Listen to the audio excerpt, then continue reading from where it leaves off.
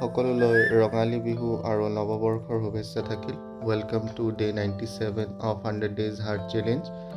ৰাতিপুৱা সোনকালে শুই উঠি মৰ্ণিং ৱাকৰ বাবে গৈছিলোঁ। এয়া ফিল্ডত অলপ সময়ৰ বাবে ফ্ৰী হেণ্ড এক্সাৰচাইজসমূহ ভালদৰে কৰি ল'লোঁ।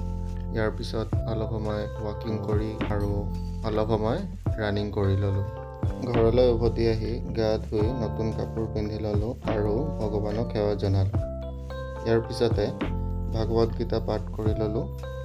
ইয়াৰ পিছত মৰ্ণিং ব্ৰেকফাষ্ট কৰি মন্দিৰলৈ গৈছিলোঁ, যিহেতু আজি নৱবৰ্ষৰ প্ৰথমটো দিন, সেইবাবে মন্দিৰত সেৱা জনাই ঘৰলৈ উভতি আহিলোঁ। এয়া দুপৰীয়াৰ আহাৰ গ্ৰহণ কৰি ল'লোঁ। প্ৰায় 2মান বজাত বামুণবাৰীলৈ দেউতাৰ বন্ধু এজনৰ ঘৰলৈ গৈছিলোঁ। তেখেতৰ ঘৰত উৎসৱ এটা আছিলে, তাত যাবলৈ ওলালোঁ। এয়া আমি যাত্ৰা কৰি আছোঁ। এয়া আমি উৎসৱস্থলীত উপস্থিত হ'লোগৈ আৰু এয়া দেউতা তেওঁৰ বন্ধুৰ লগত বহি আছে। আমি প্ৰসাদ গ্ৰহণ কৰি ল'লোঁ। ইয়াৰ পিছতে ঘৰলৈ উভতি আহিলোঁ।